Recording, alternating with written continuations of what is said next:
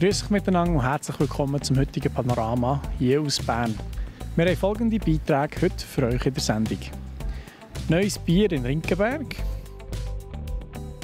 ein guter Wahlausgang in Bern und eine starke AHV für alle. Mitten in Rinkenberg auf dem geschichtsträchtigen und prominenten Almetli brauen der Polizist Schmocker und seine Frau gemeinsam mit dem Melchior und der Sabine Amacher neuerdings Bier. Das dazugehörige Brauhaus sollte am 15. März eröffnet werden. Mein Kollege der Ben Abwickler war vor Ort. Mein Name ist Hausi Schmocker, ich habe gerne Bier. Aus diesem Grund mache ich selber Bier und selber Bier braue hier in Rinkenberg, der Hauptstrasse 129. Hier ist unsere Brauerei entstanden, zusammen mit Wohneinheiten. Und auf dem Almetli, das ist sehr geschichtsträchtig da. Das war früher eine Hoststadt, wo man Gemüse abpflanzt hat. Jetzt machen wir hier Bier. Wir bleiben also beim Thema.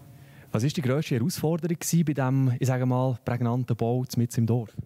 Die Herausforderung war sicher der Start, die Zusammenarbeit mit dem Kanton, mit der Denkmalpflege, dass man einen kleinsten gemeinsamen Nenner gefunden hat für die Realisation dieses Gebäudes. Und auf der anderen Seite die verschiedenen Schnittstellen zu koordinieren, sprich Architekt, Handwerker und schlussendlich auch der Bauer für die ganze Anlage aus Österreich, die irgendwie zusammenbringen müssen, dass sie voneinander Verständnis haben. Wie gross ist jetzt die Erleichterung, die man es geschafft hat oder kurz davor ist? Die ist gross, die Erleichterung. Es war ein langer Weg und es gut jetzt von Tag zu Tag. Aber von Tag zu Tag entdecke ich Sachen, die man noch ändern und korrigieren muss. Jetzt sind wir wirklich in den Details drin. Aber die Erleichterung ist sehr gross. Wie gross ist die Freude jetzt vor der Eröffnung am 15.? Das ist jetzt ein bisschen Schaulauf. Also, wenn man schaut, dass wir die 3 Jahre gearbeitet haben und jetzt dürfen noch 14 Tage ein bisschen üben. Also, die Freude überwiegt selbstverständlich. Und wir hoffen natürlich, dass wir auch sehr viele Kunden werden haben und Leute, die uns werden besuchen.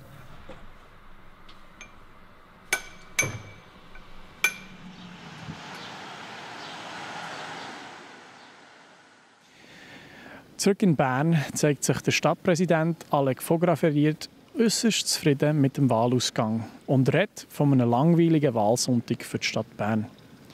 Die Annahme der 13. AHV-Rente sei hingegen historisch, berichtet er im Interview mit der Plattform J.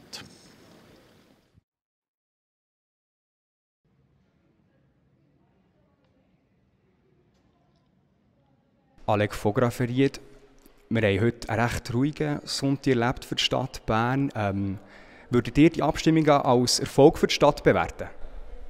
Ja, sie sind positiv. Die Bevölkerung ist in allen Teilen der Regierung und dem Stadtrat gefolgt. Und das ist auf jeden Fall sehr positiv. Ihr habt gesagt, positiv für die Stadt. Und inwiefern profitiert jetzt auch die Bevölkerung von diesen Entscheiden? Es geht um die Infrastruktur, die natürlich weiterentwickelt werden kann. Das ist jetzt bei einem Werkhof vielleicht ein bisschen weniger interessant. Bei der KWD da merkt man ein bisschen mehr davon, wenn man dann wieder schlöfeln und baden kann. Entsprechend ist es sicher positiv für die Stadtentwicklung. Im Vorfeld hat es eigentlich auch nur für eine Vorlage wirklich Kritik gegeben beim Kauf der Immobilien, weil man da noch nicht genau gewusst hat, was man daraus machen will. Der Vorwurf war, dass man ein bisschen vorschnell Geld ausgeben will, statt. Versteht ihr den Vorwurf in Anführungszeichen? Ja, wenn es darum ging, dass wir vorschnell Geld ausgeben hätten, dann würde ich ihn natürlich verstehen. Aber wir glauben, wir haben uns gut überlegt, ob wir das Geld ausgeben wollen. Es geht darum, dass die Immobilien an einer hervorragenden Lage liegen und das wird sich nicht ändern. Oder? Die Lage dort unmittelbar beim Bahnhof am Südhang, die Lage wird sich nicht verändern in den nächsten 100 Jahren und entsprechend werden die Immobilien für die nächsten 100 Jahre sicher sehr sinnvoll können nutzbar sein für die Stadt Bern. Dazu kommt, dass wir in der Länggasse Probleme haben, dass wir nicht genügend Schulraum haben, dass wir die Uni immer auf der Suche ist nach weiteren Räumen für die Uni zu erweitern. Laborräumlichkeiten beispielsweise fehlen für die Uni. Und je nachdem kann man die Liegenschaften auch für das einsetzen. Und für das ist sicher sehr positiv, dass wir dort mehr Spielraum bekommen in dieser sehr nachgesuchten Lage. Heute sind alle 4 Vorlagen von Stadt Bern angenommen worden. Das bedeutet auch wieder viel Geld, das man ausgibt. Inwiefern ist das mit der aktuellen finanziellen Lage der Stadt Bern zu vereinbaren? Also ich glaube, es ist ganz wichtig, 2 Sachen zu sehen. Erstens, wir kaufen Boden und Land, der den Wert, den wir zahlen, wird behalten und eher noch wird vermehren. Also von dem ist es finanziell eine sehr gute Investition. Und zweitens, das ist der Fonds für Boden- und Wohnbaupolitik, der dort investiert und nicht der steuerfinanzierte Haushalt. Also das ist wie jede eigentlich Immobilienverwaltung, die investiert. Wir haben einen Marktwert, wir werden Geld auf den Markt aufnehmen und der Fonds zahlt der Stadt Bern jedes Jahr rund 30 Millionen nachher auch für sein Kapital. Also von dem her kann ich sehr gut hinter diesem Deal stehen. Wenn wir jetzt vielleicht noch kurz auf nationaler Ebene schauen. Heute haben wir die Annahme vor der 13. AV-Rente. Man kann da eigentlich schon von einer Zäsur reden, wenn es um die Schweizer AV geht. Wie seht ihr das?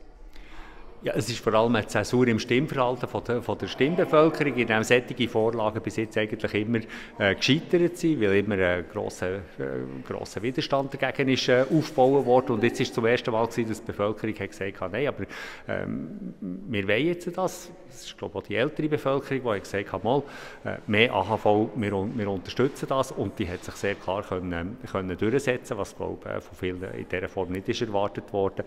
Und darum ist es eigentlich eine grosse Überraschung und, glaube ich, auch ein historisches Resultat, dass zum ersten Mal jetzt die Mehrheitsverhältnisse so gekippt sind. Frau Täuscher, die Annahme von der Vorlage für die Eisbahn ist sicherlich ein Erfolg für euch. Wie bewertet ihr das?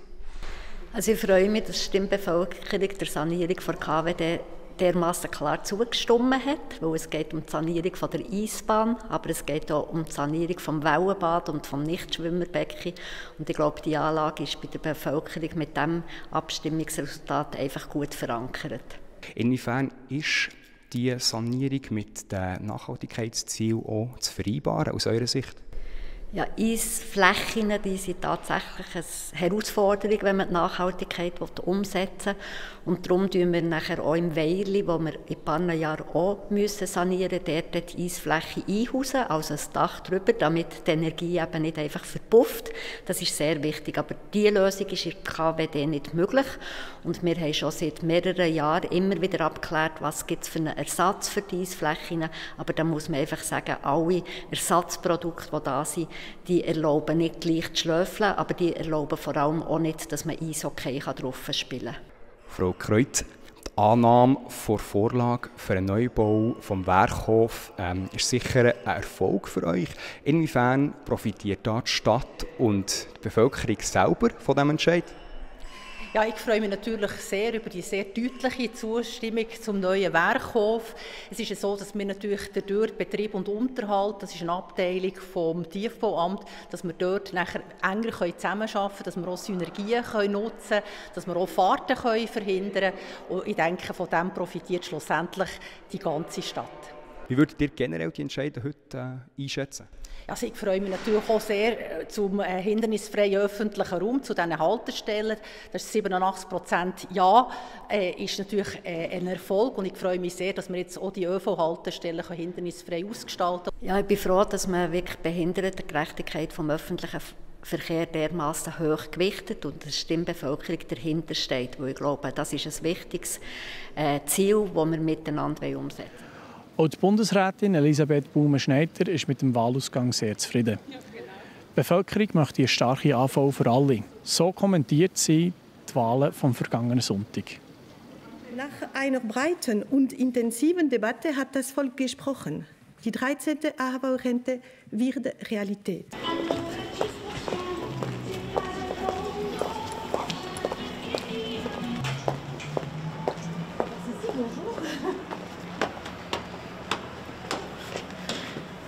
,5 Millionen Seniorinnen und Senioren erhalten ab 2026 eine zusätzliche Monatsrente.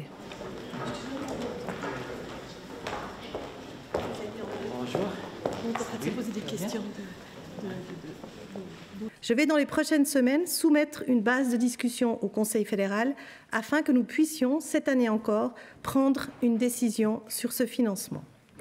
Le Conseil fédéral devra également trouver une solution pour compenser les dépenses supplémentaires qui impacteront dès 2026 les finances de la Confédération. On parle ici de 800 millions de francs. Au vu de la situation financière de la Confédération, des arbitrages seront nécessaires. Der heutige Entscheid ist Ausdruck des anhaltenden Vertrauens der Bevölkerung in die AV. Diese Verbundenheit kommt nicht von ungefähr. Die AHV ist für viele Rentnerinnen und Rentner die Haupteinkommensquelle. Das heutige Abstimmungsergebnis ist ein deutliches Signal, dass sich die Bevölkerung eine leistungsfähige AHV wünscht und eine starke soziale Absicherung im Alter. Dieses Signal wird der Bundesrat berücksichtigen, wenn er dem Parlament 2026 eine Vorlage für die Stabilisierung der AHV in den 2030. Jahren unterbreitet. Das wäre es jetzt auch schon wieder mit dem heutigen Panorama. Mehr Infos zu den Beiträgen findet ihr unter www.plattformj.ch. Hier geht es jetzt noch weiter mit dem Wetter, mit den Kollegen von Meteo News. Aber von meiner Seite her wünsche ich euch ganz einen schönen Abend und ade miteinander. Das Wetter wird euch präsentiert von Made in Bern.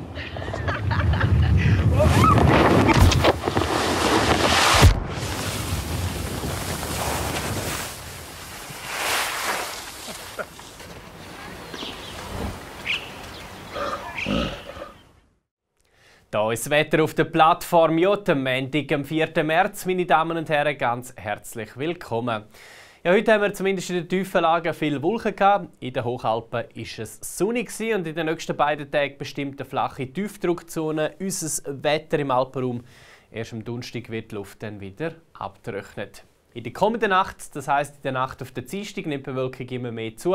Meistens bleibt es aber noch trocken, morgen am Vormittag dann aber ziemlich grau und ab und zu gibt es Regen oder aber rund 1000 Meter Schneeflocken, Temperatur am Morgen bei etwa 3 bis 4 Grad. Wir sehen es am Nachmittag geht es ziemlich trüb weiter, es wird immer wieder nass, also morgen einen Regenschutz dabei haben, Temperaturen erreichen maximal um die 6 bis 8 Grad. Es bläst ein schwacher Südwest- bis Westwind. Schnee gibt es aber rund 1000 Meter und die Schneefallgrenze die kommt dann aber in der Nacht auf den Mittwoch bis auf etwa 500-600 Meter. Vielleicht gibt es sogar ein bisschen Schneeregen bis in tiefe Lagen. Am Mittwoch geht es dann auch trüb, kühl und nass weiter. Am Donnerstag gibt es aber eine Wetterbesserung. Der Freitag sieht recht sonnig aus. Auch der Samstag voraussichtlich bei etwa 10-11 Grad. Am Sonntag dürfte aber die Bewölkung dann aus Westen wieder zunehmen. Das war vom Wetter hier auf der Plattform J, meine Damen und Herren, am Montag, am 4. März. Danke fürs Zuschauen und weiterhin ganz einen guten Start in die neue Woche.